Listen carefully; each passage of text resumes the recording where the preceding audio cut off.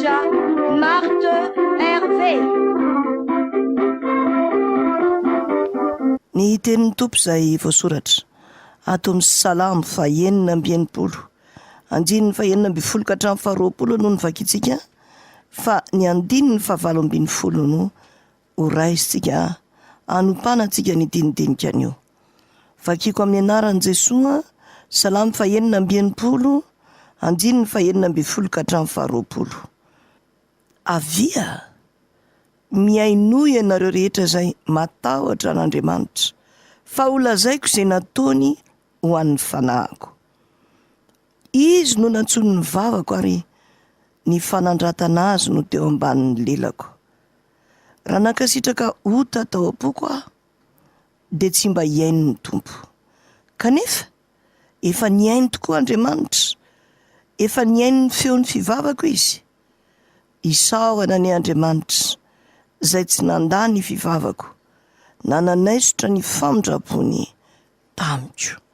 Indrindra ny andininy 9:20 manao hoe: raha nankasitraka ota tao am-poko aho, dia tsy mba hiaino ny tompo.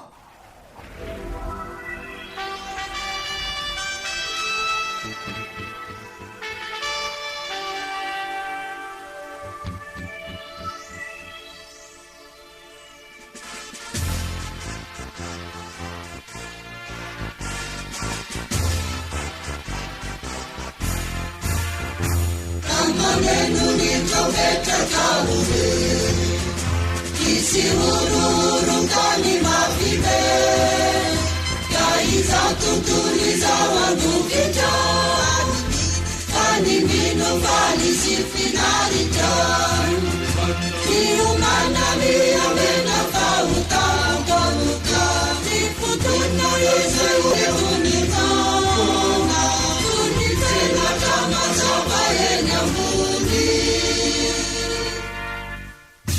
Kainuanu farani,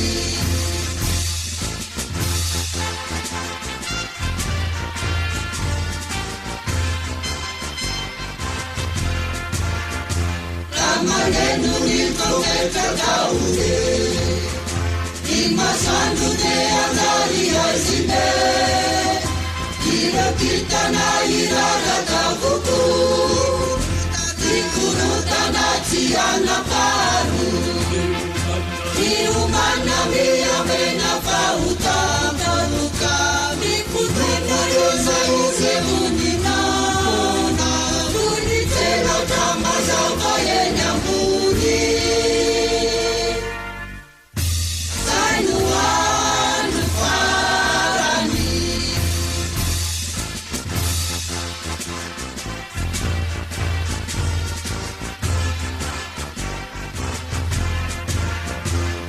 maneno nitofeta kaure, eanafuka niranu masime, kanitani tiuikitunire, kinirani tinidei uruna, kiumana miya mena pauta kanuka, ikutana yose usemunina, tunitela kama zaba yenya mbuni.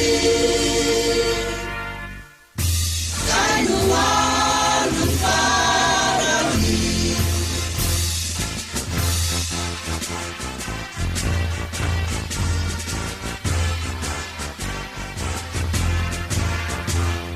maneno nitoketa kaure, kiremakide itangana vuku, euwakile wateni marume, kanakatani ninu saimanu, iumana miya mena pauta kanuka, ifutena yesa useulita, tunitela chama zaba yenya mbuni.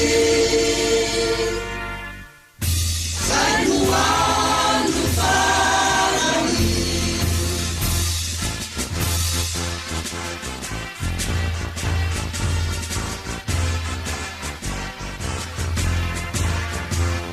maneno nitoketa kaure, Vehivavy Jeso zanaky ra tanany fitsarana lehibe manotany ny asy zay natateky miomana miamena fahotatoka ny fotona ezaizehony tompoka onytsenatra mazava eny ambony zay no ano farany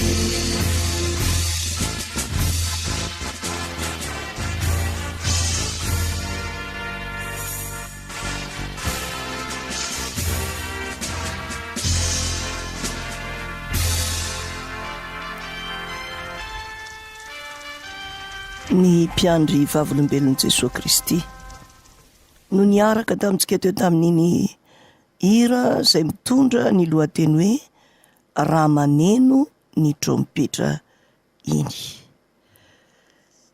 Tsy hisy hijanona eto amin'ity tany ity mandrakizay tokoa manko tsika ity fa mpivahiny avokoa mandalo zao fiainana izao sy ny filany, fa izay manao ny sitrapon'Andriamanitra no aharitra. Hoy ny filazany tenin'ny Tompo. Ary dia aiza tokoa ireny toerana isy antsika raha ohatra ka tonga ny fotoana izay hialantsika eto amin'ity tany ity, azonao antoka ve ny toerana misy anao? Azonao antoka ve? Misy karazany ny olona eo anatrehan'izay fanontaniana izay. Ny karazany voalohany dia ireo izay tena tsy miraharahana izany mihitsy ary tsy mino akory aza ny fisian'ny fiainana ao aorianany fahafatesana. Zay ny karazany voalohany. Kanefa ny tsy finoany dia tsy mahafoana tsekory ny fisiany izany, satria efa nambarany Jesosy Kristy ao amin'ny Luka 9:20 manomboka amin'ny 7:20 fa tena misy tokoa ny fiainana aorianany fahafatesana. Ary Jesosy Kristy dia fantatsika fa tsy mahay mandainga, fa fahamarinana izy araka ny voasoratra ao amin'ny Jaona 4:20. Zao izy no lalana, fahamarinana ary fiainana. Izay ilay karazany voalohany. Ary zay mandazy tahak'izay dia raha ny tenin'Andriamanitra ny jerena dia very mandrakizay. Tranga voalohany iny. Ny tranga faharoa dia misy ny olona izay tena nitandrina tokoa ny fiainany, namotsy ny lambany tamin'ny ranony zanak'ondry, hoy ny filazany ao amin'ny apokalipsy azy. Reno izy lay avy tamin'ny fahoriana be ary ny akanjony nofotsiny tamin'ny rano zanak'ondry. Okaneo vakiako mihitsy ny apokalipsy 7 hoe 7 hatramin'ny 7. Ary ny anankiray tamin'ny loholona namaly ka nanao tamiko hoe, iza moa ireo miakanjo fotsy lava? Ary avy taiza izy? Fa hoy izaho taminy, Tompoko, ianao ny mahalala. Dia hoy izy tamiko, reo no avy tamin'ny fahoriana lehibe, ary ny akanjony nosasany sy nofotsiny tamin'ny ranony zanak'ondry. Ary noho izany dia mitoetra eo anoloana ny seza fiandrianan'Andriamanitra izy, ka manompo azy andro manalina eo amin'ny teboliny, ary le mipetraka eo ambonin'ny seza fiandrianana dia amelatra ny trano lainy andrakotra azy.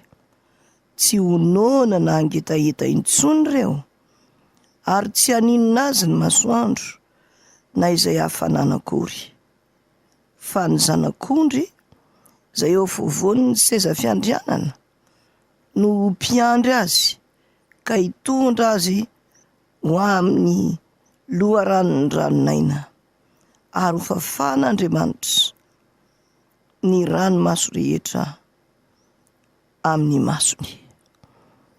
Sambatra ireo izay tahaka ny karazany faharoa iny, nofotsiny tamin'ny ranony zanak'ondry ny akanjony, mba tsy hisy na de pentinota kely aza, dia mitoetra sambatra miaraka amin'ny Kristy izy rehefa miala eto amin'ity tany ity.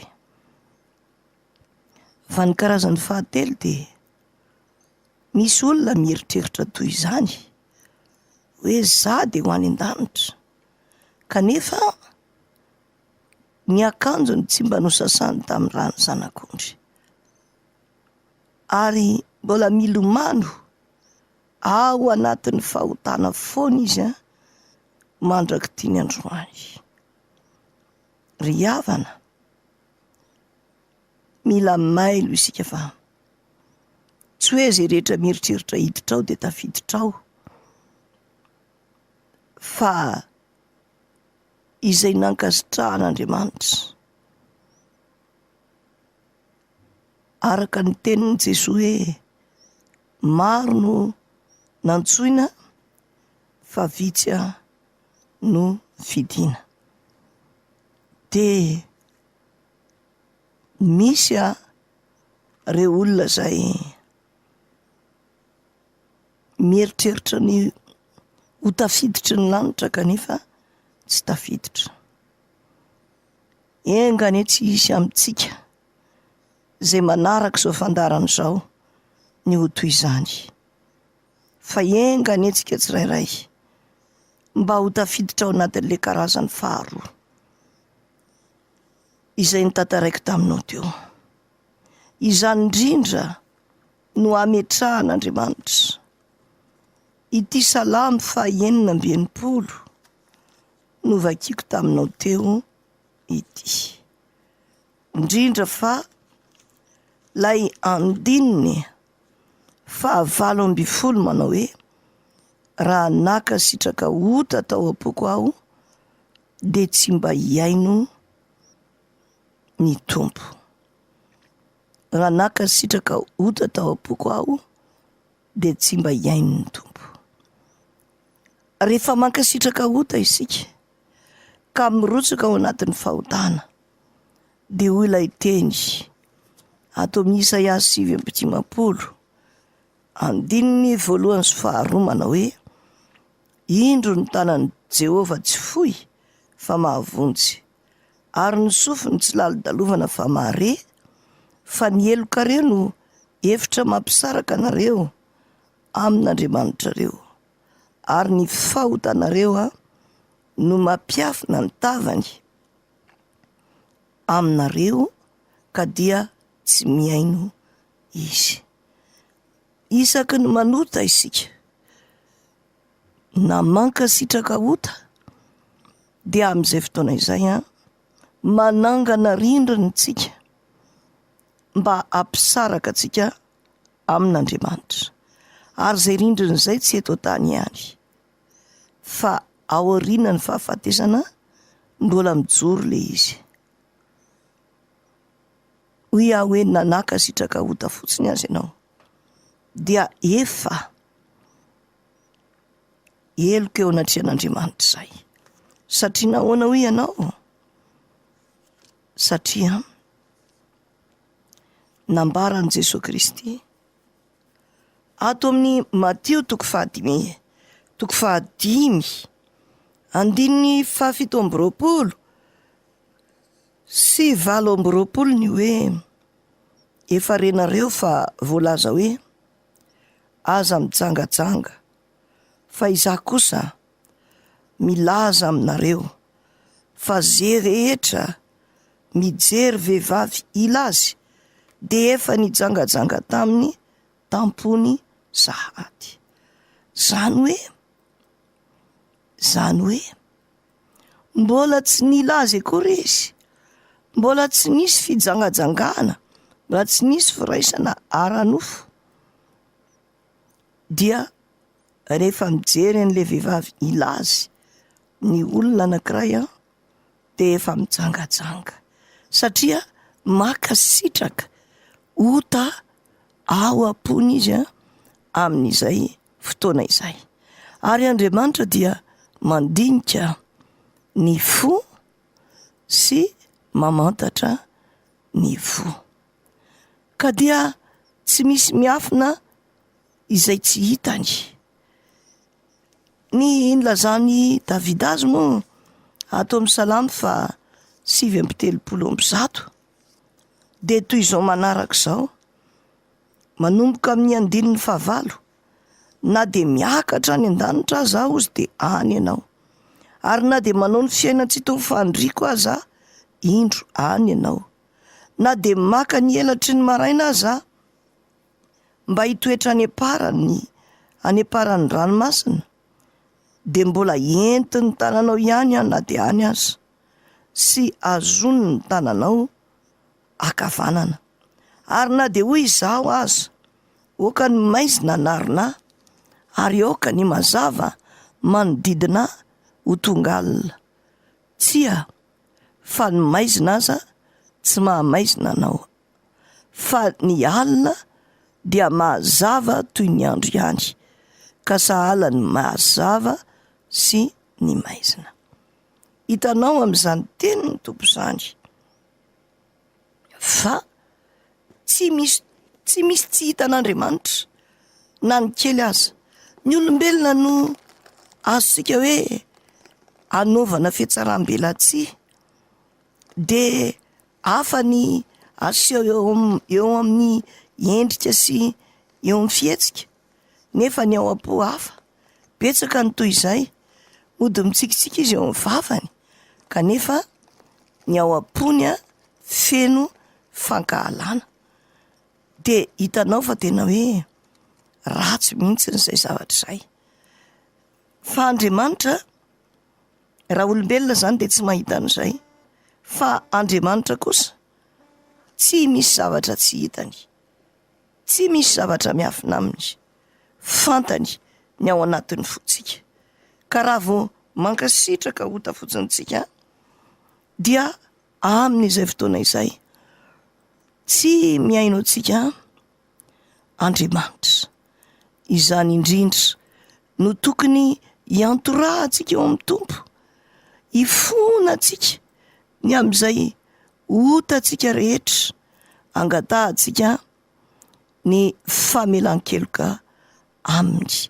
Ndeha aloha hiaraka amin'ny antoko-pira hosana ary isika ao amin'ny efitsika mambotsatao fitiavana amin'ity hira mitondra lohateny hoe mamelany heloko ity.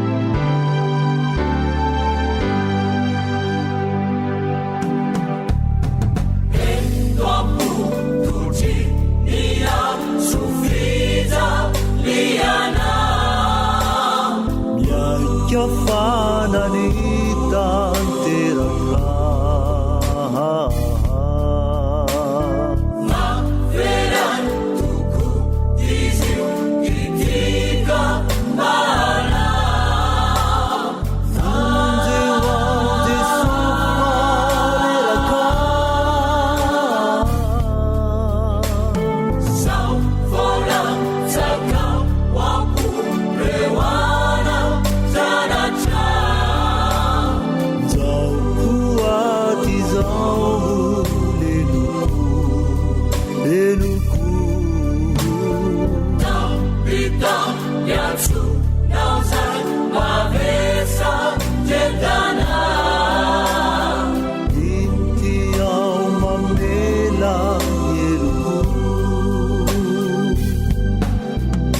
valeo miasa ima sy ndava tsy mba mavokatso mate hoisa ireo mazava sady voovafo razao aizy izao no mahalitra aizao aiza itsony ny lanitra basitragao ahitapony voninahitra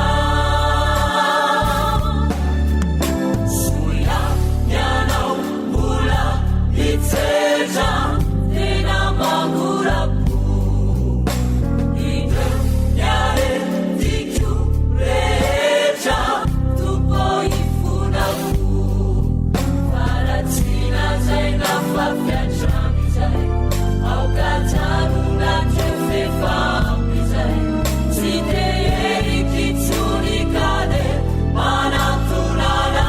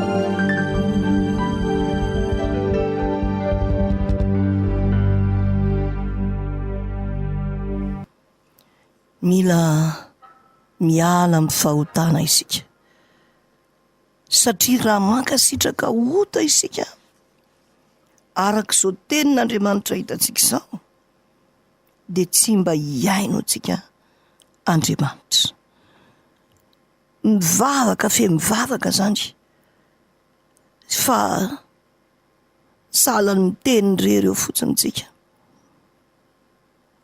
ary dia mangaiary efa avy eo maina ny fiainana rehefa tsy ao Jesosy Kristy tena maina misy zavatra banga be eo amin'ny fiainanao satria ny fiainantsika olombelona dia natao tsy hisaraka amin'ny Jesosy araka ny teniny izay voasoratra ao amin'ny Jaona 5:5 raha misaraka amiko ianareo izy dia tsy mahay manao na inona na inona. Mila tena miray amin'ny Jesosy Kristy isika. Raha miray amiko ianareo izy ka mitoetra ao anatinareo ny teniko a, dia angatao zay tianareo na inona fa ho azonareo. Jaona 5:17. Ny firaisana amin'i Jesosy Kristy no fahombiazana ho antsika ary lakilehan'ny fahombiazana mihitsy. Ao anatintsika ao zany nataon'ny tompo a misy banga, ka raha miditra Jesosy Kristy dia feno le izy, feno. Ary raha tsy ao kosa Jesosy Kristy dia banga be eo le izy. Tahaka ny fiarakodia anankiray izay tsara tarehy kanefa ny ao anaty rezervoara tsy misy lasantsy, tsisy gazoil, dia akaiza io? Misy banga ao, misy zavatra, rehefa misy zavatra banga ao anatin'ny tômôbila anankiray dia ataontsika hoe ny motera tsisy. Ka na tsara tarehy mangirangirana nareo ho aiza? Tahak'izay mihitsy ny fiainantsika rehefa tsy ao Jesosy Kristy. Mety safosafontsika, manao zay azontsika atao mihitsy isika mba hampangirangirana azy, raha ataontsika ohatran'le sarin'le fiara teo. Atao daholo ty rehetrarehetra ty, amboarina ny endrika ho tsaratsara kokoa, amboarina ny volo ho mevery, amboarina ny fitafiana ho kanto tokoa. Miezaka tsika ao an-tokantrano manao zay ahafaly ny ankohonana, ahafaly vady, nefa ny herim-po verimaina, satria toa zay rehetra atao toa tsy hita zay vokatra, toa ratsy ihany le fiainana, toa mikorotana ihany, toa miady lava ihany ao an-tokantrano, satria misy banga ao, misy banga.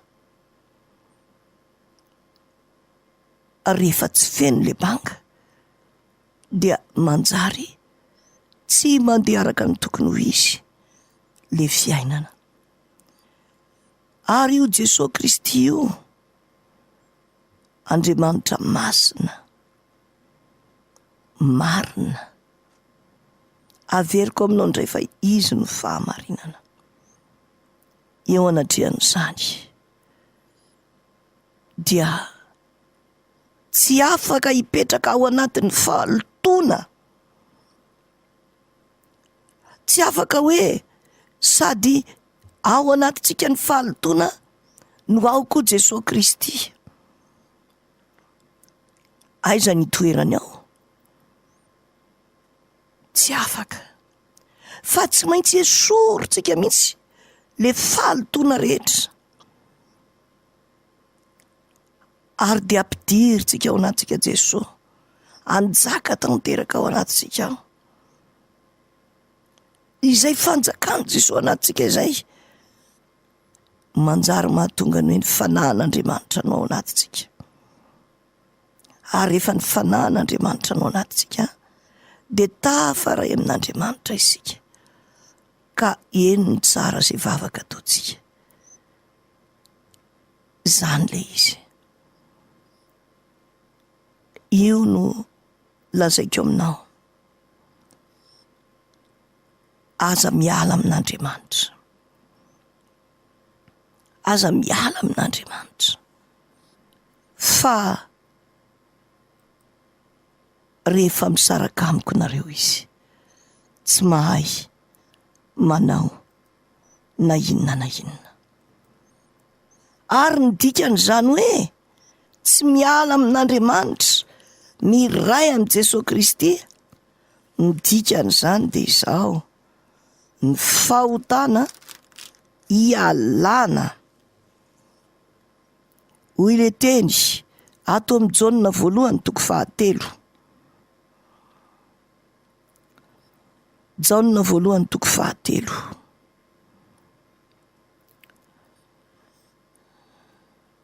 Andininy fahatelo ka hatramin'ny fahafito ny vakitsika. Ary zay rehetra manana izany fanantenana miorina aminy izany dia manadio ny tenany mba hadio tahaka azy. Zay rehetra manota no mandika ny lalàna, fa ny ota no fandikana ny lalàna. Ary fantatrareo fa izy no naseho anaisotra ny ota, ary tsy mba misy ota ao aminy. Zay rehetra mitoetra ao aminy de tsy manota. Zay rehetra manota de tsy nahita na nahalala azy. Anaka, aza vela isy hamitaka anareo zay manao ny marina, eny marina tahaka azy. Indraindray ataontsika kilalao ity resaka ota ity. Manota ny sasany de miteny, fa nga misy tsy manota e. Manota daholo ny olona rehetra. Nareo nga marina, nareo nga tsy misy ota mihitsy. Hitanao, izay anefa dia fanolokoloana. Ilay ota no antony anaovany an'izay. Mankasitraka ota, mankasitraka ota. Ohatrany hoe avelao le ota hipetraka e, aza sorosorony zany. Ho an'ny olona rehetrarehetra eo, tandra vadik'oditra. Zany no tiany lazaina. De ny tsara nefa izao tenin'Andriamanitra ato amin'ny Jaonina 1:7 Jesosy Kristy raha tonga ao anatisika anaisotra ny ota, ary tsy ampiverina n'izany ota izany. Zay rehetra mitoetra ao aminy izy de tsy manota. Ekena fa mety misy ihany ny ota tsy ny ota tsy fantatra. Fa rehefa izay no sendra misy, ny ahafantaranao hoe tena mitoetra ianao de zao. Tsy zaka ny fanahanao mihitsy ny nanatanterahanao an'izay. Tena mijafajafa ianao. Zay no ahafantaranao hoe tena mitoetra ao amin'ny tompo ianao. Ary tsy mankasitraka ota. Raha sendra nisy ota vitanao, mijafajafa ianao, ary mibebaka mafy, miala amin'iny fahotana iny. Satria ny Jesosy ao anatinao tsy mahay miaina miaraka amin'ny ota. Masina izy ka makahala ny ratsy rehetra. Rahavavy malala, manahoana ny fiainam-panahinao? Betsaka no zany le tsy tahitra akory mandainga. Nandainga aloha de zao no nolazaiko azy. Indraindray de hoe laingako zany, fanahiny ihany eo de laingako zany. Mankasitraka ota. Ary ny miome miaraka aminy koa, mankasitraka ota. Miombona ota aminy. Oka tsy ho toy izany izasy ianao, fa anamasina ny tenantsika ho an'ny Tompo. Mba tsy hisy na de ota kely aza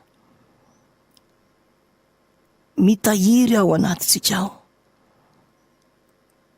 Mba tsy hisy anakona ny tavan'Andriamanitra, fa tena ho tafaray amintsika. Ndere hiaraka amin'ny mpitory, angataka amin'ny Tompo hoe amrony fo madio Andriamanitra.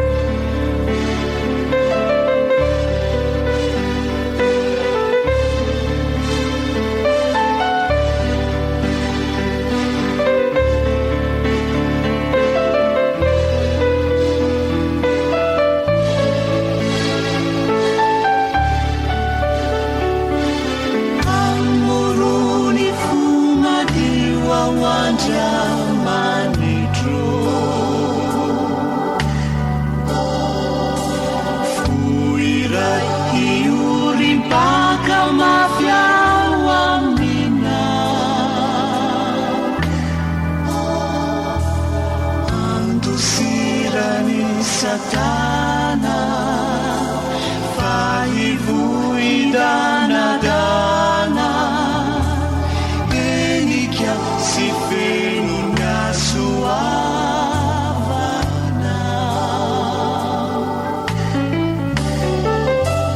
batolorisana tsara tompo masino mahisainako nilala mangany amina saina afaka halala fa tsy nilala migiodana manatrarana lay paradisa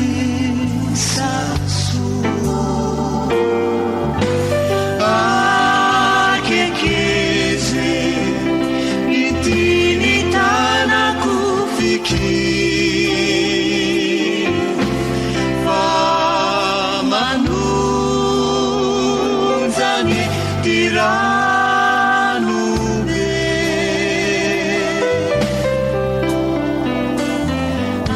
azavelande irery tantano andalana saumery jesosio ianao no tokiko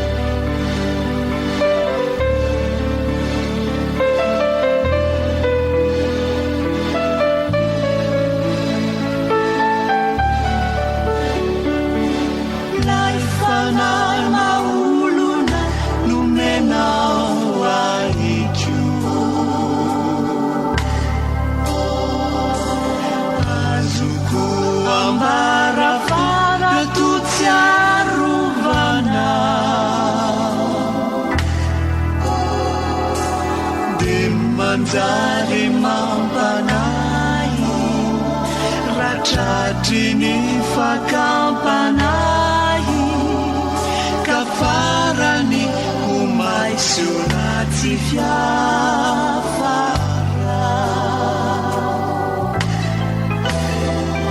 ny tongotro ny tanako ny lony masoko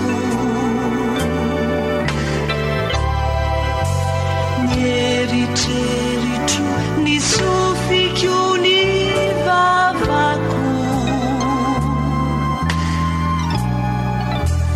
zany hoe raha totaly tsy zava-bitsivitsy any fizao mihitsy no apetrako amina akekeze intiny tanako fiki fa manonjany tiranobe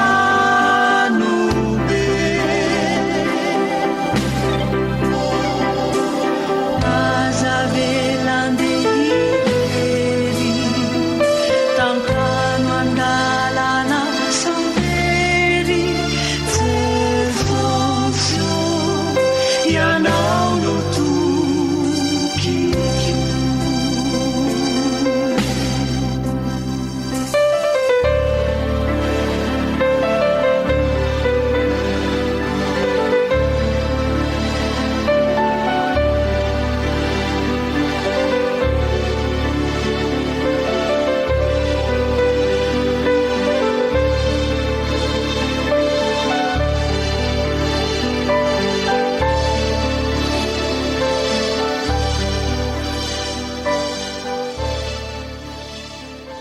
mila n'izay fo madio izay tokoa isika mba tonga antsika ho tafaray amin'i Jesoa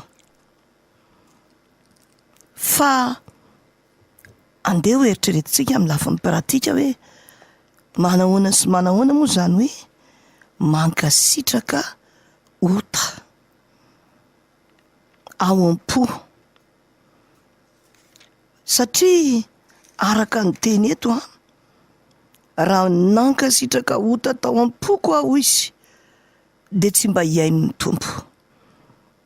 Ny satritsika de hoe raha mivavaka tsika de miaino tsika ny tompo de mivaly mivavaka zay ataotsika. Zay ny tena tiatsika. Ary valim-bavaka avy hatrany zany ny iritsika ho azo. Kanefa tsy tafita any amin'ny tompo mihitsy zany le zavatra angatahantsika, le vavaka zay ataotsika raha mankasitraka ota isika. Izany indrindra ny mahatsara ny eritreretana ny hoe manahoana moa zany hoe mankasitraka ny ota zany, mankasitraka ota. Endrika vitsivitsy ary no resahako anao mba hialantsika amin'izany hoe mankasitraka ota izany. Endrika anankiray dia ny fanolokolontsika ota ao anatin'ny fotsika ao na ao aneritrerittsika ao. Fanolokolontsika ota ao aneritreritra na ao anatin'ny fo. Aka ohatra aminao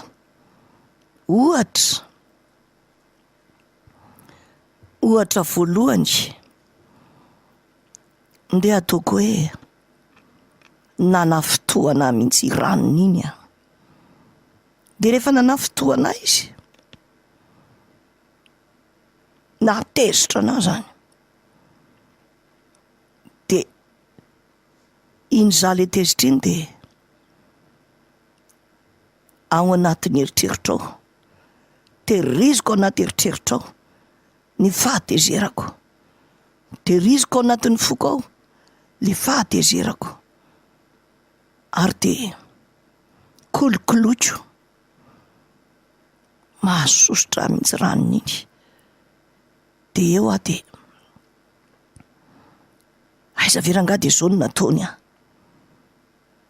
andray tsy rariny, andraso fa ataoko an'izao iny, ho hitan'iny nanaovako an'iny. De ao anatin'ny eritreritra ao manompa azy, ao anatin'ny eritreritra ao misy zavatra kotrehako anombana azy, anaovako valifaty. Mankasitraka ota zay, mankasitraka ota. Mbola tsy tanteraka le izy fa any anatin'ny eritreritra ny fotsiny fa nankasitraka ota tao am-poko aho. Inona avy ny ota nankasitrahako tao? Ny voalohany aloha ny fanaovana lolo-po zay efa nytenenin'Andriamanitra araka ny voasoratra ato amin'ny Efesianina 4 andininy 1:30 sy 2:30 manao hoe esory aminareo ny folentika rehetra sy ny fahavinirana sy ny fahatezerana sy ny fitabatabana sy ny fitenenan-dratsy ary ny lolo-po rehetra, ary eo ka samy ale mifanahy amin'ny namany avy ianareo ka hifampiantra sy hifamela heloka tahaka ny namelan'Andriamanitra ny helokareo ao amin'ny Kristy. Zay le ota voalohany tafiditra ao anatin'izay. De ny kolokoloina vao mainka natao zay hitombon'ilay lolo-po, endrika anankiray zay. Ny inona koa ny fahotana tao anatin'iny? Ny fahotana tao anatin'izay de izao mamaly ratsy ny ratsy. Kanefa ny tompo efa niteny ao amin'ny Romanina 12:17 hatramin'ny 1:20 manao hoe aza mamaly ratsy na amin'iza na amin'iza, miomana no zay mahamendrika eo imason'ny olona rehetra. Raha azo atao de ataovy zay vananareo amin'ny olona rehetra. Ry malala, aza mamaly ratsy fa omeo lalana ny fahatezerana, fa voasoratra hoe any famaliana, izany no malo i Jehova. Fa raha noana ny fahavalonao, omeo anina izy. Raha mangetaheta izy omeo sotroiny. Fa raha manao zany ianao dia anambatra vainafo ho eo andohany. Aza mety ho resiny ratsy ianao, fa reseo amin'ny soa ny ratsy. Hitanao, manodika tsotro zao ankitsirano ny tenin'Andriamanitra. Fahotana daholo zany. Ary arak'le efa nitenenin' Jesosy Kristy teo, le tao Matteo nivakiko taminao teo hoe izy rehetra mieritreritra any am-pony zany ianao ratsy, de efa nahatanteraka izany sahady. Matteo 5:7-7. Efa renareo izy fa voalaza hoe aza mitsangajanga, fa za kosa milaza aminareo fa zay rehetra mijery vehivavy ilazy de efa nitsangajanga taminy tampony sahady. Zany le izy. Noho izany rahavavy, ahoana ny tokony ataontsika amin'ireny olona manafotoany ireny? Aza mivaky loha hieritreritra n'ireny ianao, apetrao amin'i Jesosy fotsiny ireny. Jehova hiady ho anao fa ianao kosa angina. Hoy ny teny eo amin'ny Exodosy 4:4. Tsy anjarantsika ny fahamaliana fa efa nilazain'ny Tompo teo hoe any fahamaliana ozy, zany ho amaly. Ka de izao efa voavahy ny olana iny, any Tompo ny problème, fa tsy atsika tsy akory. Noho izany raha misy mahasosotra, aza manolokolo atezerana ao anaty, avadio ny eritreritra. Mila mahay mihitsy sika miova amin'ny fanavaozana ny saina, mamolaka n'io saintsika io, tsy eritreritra zavatra mahasosotra tak'izany, fa hieritreritra zavatra mahafinaritra. Hoy ny Tompo ao amin'ny Salamy 7:2, aza misy adinoanao ny fitahiny rehetra. Zay no lazain'ny Tompo. Aza misy adinoanao ny fitahiny rehetra. De ny angatahany Tompo aminao zany de izay hoe ny fitahin'Andriamanitra anao eritreretana. Ny an'le olona iny tsy ho zakany aza ny zavatra iseho aminy. Isy Andriamanitra ny fampitanao. Ary efa fantatsika le teny eo amin'ny Hebreo 10:30 hoe zavatra matahotra ny ho azo ny tanan'Andriamanitra velona. Noho izany aza mieritreritra ny amin'ireny, fa aoka ho tehirizinao madio ny tenanao, araka ny Timoty 1:5-2. Endrika anankiray isehoany zany hoe mankasitraka ota iny. Mankasitraka ota koa le misy zavatra mandeha ao anaty eritreritrsika ao, ndeha ataoko hoe miaino hira kalo fahiny zay ianao ohatra, de lozanao mieritreritra le olo tianao taloha, ary de mikolokolo an'izay, lasa mivoana ao anatin'ny fikolokoloana an'izay. Akifio mihitsy, ialao zay rehetra mitarika anao ankasitraka ota. Ny zavatra ao anatin'ny eritreritra zay niteneniko anao zay, eo amin'ny fiainantsika indray zao no tiako resahana anao. Eo amin'ny fiainantsika ao am'izao tsika miteny zao dia esan'ny Satana fatratra moa zay zavatra tsara rehetra.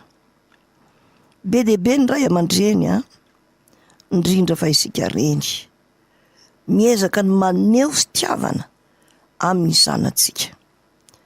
Satria misy resaka teo aloha teo hoe zaza tsy ampy fitiavana hono ohatr'izao, zaza tsy ampy fitiavana ohatr'izao. De miezaka mafy mihitsy ny ray aman-dreny, indrindra fa ny reny maneho fitiavana ny zanany. Ao anatin'izay fitiavany zanak'izay de misy amintsika tsy mahafoy manitsy ny zanatsika. fa de zay tiany rehetrarehetra dia tanterahana avokoa. Tsy ahivoko aminao nefa rahavavy a, fa lalana mitarika azy haditra izany ataonao izany. Ny zaza rehefa ampanaranina fo de maditra, ary de zatra n'in'le hoe sitrapony tsy maintsy tanteraka iny izy. Misy ny sasany hoe ka mianatra ny zanany de avela tsy hianatra eo, de atahoana fa tsy mety izy, tsinonako. Misy ny sasany de io kilalao io foana izany no ataony le zaza, de ampanarahany-po amin'iny. Rahavavy malala, rehefa tsy manitsy ny zanakao ianao dia mankasitraka ota. Nahoana ny ilazako an'izay? Asa nahazonao tsara. Ohatra hoe de ny tsara zao ohatra, de ataontsika hoe manao ajojejojejona le zanakao vavy, na manao sipa le zanakao lahy. Tsy miteny ianao.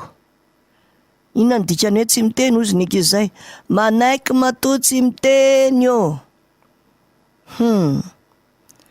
Dikany hoe manaiky ianao matoa tsy miteny de hoe mankasitraka zany ianao. Nefa indraindray tsika mieritreritra hoe fangamo izy manoty e, raha manao an'izany izy nge tsy voatery hoe izy firaisana ranofo e. Fa manosika azy amin'ny firaisana ranofo ianao, ary tsy anjely akory ny zanakao fa sao ianao diso hevitra. Rahavavy malala, mila tenenina ny ankizy, mila anarina, mila tsy mankasitraka ota ianao. Indraindray sasany matahotra hoe ay manjary tsy tiany ah. Tsy zany ny tsy itiavany ianao. Ny ankizy indraindray de mampiseho an'izay, ohatrany hoe neny tsy tia mihitsy, za ataony neny an'izao, zay zavatra tiako tsy mba tanterahany neny. Zany tsy mety. Mila mijoro ianao. Ny fitiavany zanaka dia ny fanotsiana azy. Zay rehetra tiako ny tompo no anariko sy faizako, ary dia tahaka izany koa no tokony ataontsika ray aman-dreny. Tena tokony ananatra sy anafay ny zanantsika isika, fa tsy ankasitraka ota. Miantso antsika amin'izany ny tompo. Ary rehefa mele bebe zay le ankizy, rehefa mele bebe de misy efa manambady mihitsy, de ny zavatra miseho de misy indrindra ny zazalahy mpanao an'izay. Efa manambady izy entiny ao an-tranony reniny ao mba ho azon'le vehivavy antoka hoe tena tiany izy. Hoentiny ao an-tranony reniny le vehivaviny. Indraindray efa misy tsy azoazontsika eo amin'ny vinanto, zay tena vinanto, de ohatriny hoe mahazo vahana le devoly, de iny fa nitondra vehivavy lay zanakao lahy, raisina tsara dray, takin'inona fandraisana azy. De hoy ny sasany, ka olona miditra ny tokantranoko ve tsy ho raisiko tsara e? Iavinavina zany. Na ny devoly ara ve miditry ny tokantranonao de raisinao tsara, fa iavinavina ve zany ianao? O rahavavy, dinio tsara zay atao fa aza miadaladala. Tsy mety zany, tena tsy mety. Tsy toe-po sy toe-tsaina, araka ny sitrapon'Andriamanitra zany. Hoy indrindra lay teny ato amin'ny epistily faharoa nampanoratan'Andriamanitra ny Jaona, amin'ny 10:10 fa toko ray ihany izy io. Raha misy olona makeo aminareo ka tsy mitondra zao fampianarana zao, aza mampiatrano azy na miarahaba azy akory, fa zay miarahaba azy de miombona amin'ny ratsy ataony, mankasitraka ota. Rahavavy malala, raha manambady ny zanakao, milalao vehivavy ny zanakao, na koa mety zanakao vavy miaraka amin'ny lehilahy hafa, oka ianao tsy hankasitraka an'izany, na toy inona zavatra hitanao anatin'ny tokantranony, oka tsy hankasitraka an'izany ianao, fa mankasitraka ota ianao mankasitraka an'izany. Ary de tsy mandeha daoly ny zavatra rehetra zay atao. Ianao mieritreritra, za tsy mijangajanga, za tsy mangalatra, za tsy mamono olona, za tsy mandainga, za mivavaka foana, mitolona mibavaka mandoalika eo anatrehan'ny tompo, nefa jerena tsisy mandeha am'zelony ny zavatra rehetra. Raha mankasitraka ota ozy izy ny tompo, tsy miaino izy.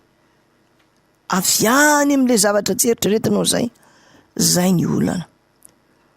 Mangataka aminao rahavavy, aza mankasitraka ota. Tsio ny zanakao. Indraindray de hoe hay ka iny ane mba manome vola e, iny mba misy vola, ka izy misy vola io indrindra. Io ny mahatonga azy milalao vehivavy.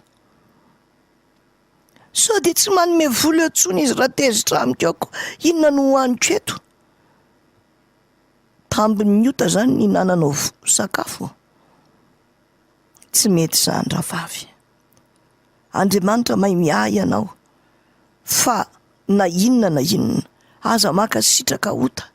Jesosy ange ny tena mpamonjy antsika fa tsy hoe ny zanatsika e. Jesosy.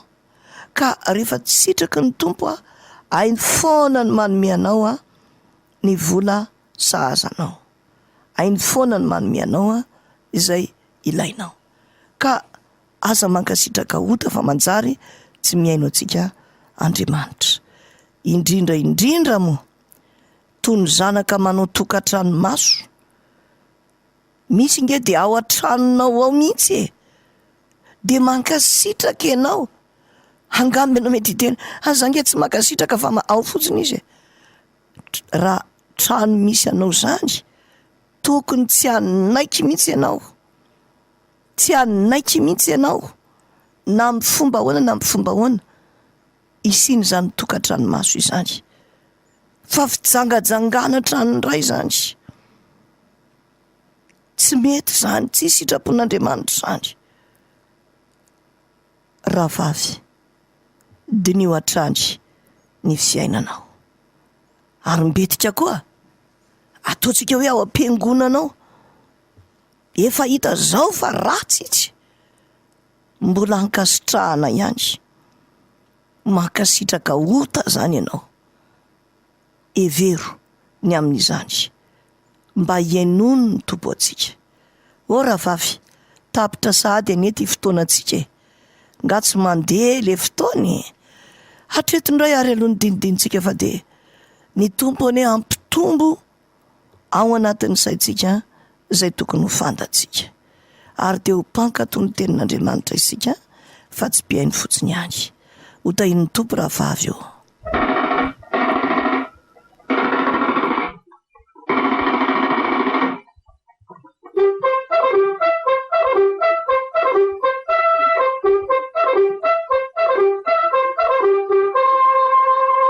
Vehivavy Mendrika. Fandaharana natokana ho an'ny vehivavy. Fanatotosa sy mpanolotra Marte Hervé.